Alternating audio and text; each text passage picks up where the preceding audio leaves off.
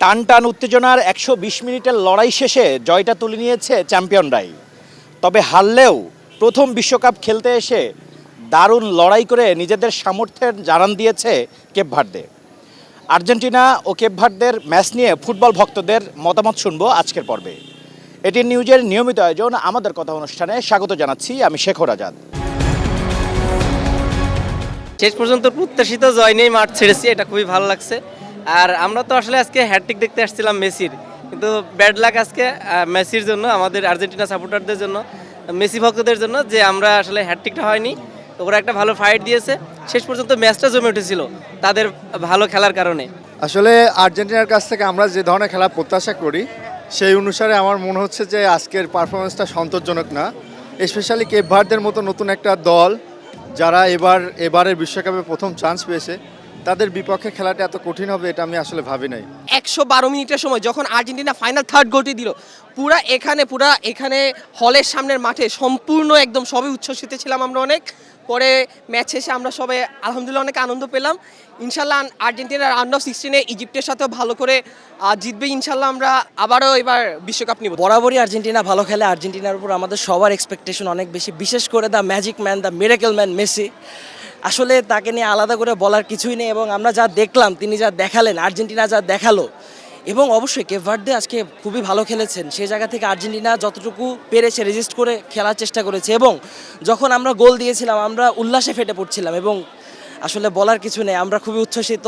আমরা চাই এবারও আর্জেন্টিনা ইনশাল্লাহ বিশ্বকাপটা আমাদের হাতেই আসুক। কেপ ভার্দের যে আগের ম্যাচগুলো ছিল সেটা আমি যে এক্সপেক্ট করছিলাম যে ম্যাচটা অনেকটা ডিফিকাল্ট হবে, কারণ আগে ওনারা স্পেনদের সাথে ড্র করছে।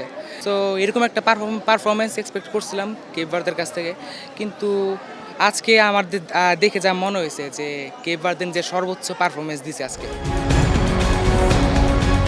আমাদের কথায় ফেনী থেকে স্বাগত জানাচ্ছি আমি দিদারুল আলম। বিশ্ব চ্যাম্পিয়ন আর্জেন্টিনা ক্যাপ ভার্দের সাথে ৩-২ গোলে জয়লাভ করেছে। এ নিয়ে শুনবো ফেনীর সাধারণ মানুষের কথা। আসলে আমরা একটা জিনিস সারা পৃথিবীকে আজকে আমরা বুঝিয়ে দিয়েছি যে কালো জাদু বলে কিছু নেই, এবং এটার কোনো মূল্যহীন। মানুষ খেলাধুলা করে, খেলার মাধ্যমেই বিজয় অর্জিত হয়।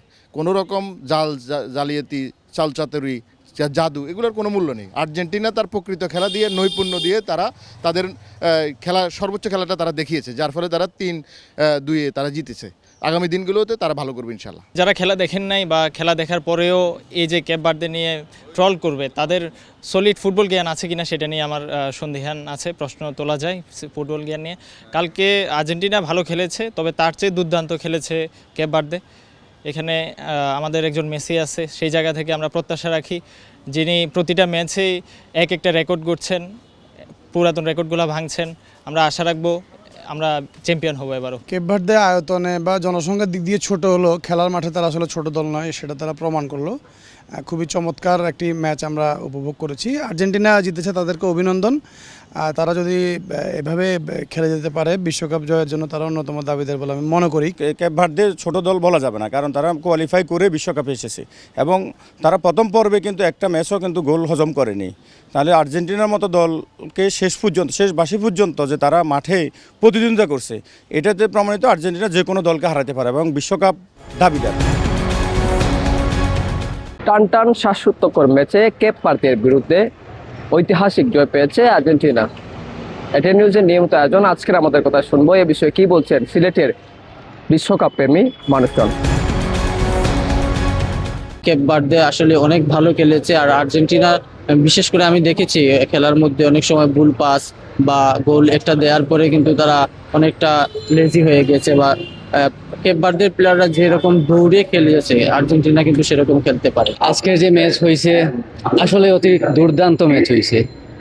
কেপ ভার্দে আসলে অনেক ভালো খেলছে, মানে ফাইনাল খেলার মতো খেলা খেলছে আজকে। কালকে আর্জেন্টিনা খেলাটা গেছে, খুব সুন্দর লাগছে, ভালো লাগছে। মেসি গোল দিয়েছে। এবার আমরা আশা করি কাপটা এবার আর্জেন্টিনা নেবে, মেসির লাস্ট বিশ্বকাপ, এই আশা সেই প্রত্যাশা নিয়ে আমরা পর্দার সামনে বসি, খেলা দেখি রাত জেগে। দর্শক, এই ছিল এটিএন নিউজের নিয়মিত আয়োজন আমাদের কথা অনুষ্ঠানের আজকের পর্ব। পরবর্তী পর্বে আবারও দেখা হবে। সেই পর্যন্ত ভালো থাকবেন, সুস্থ থাকবেন, এটিএন নিউজের সাথেই থাকবেন।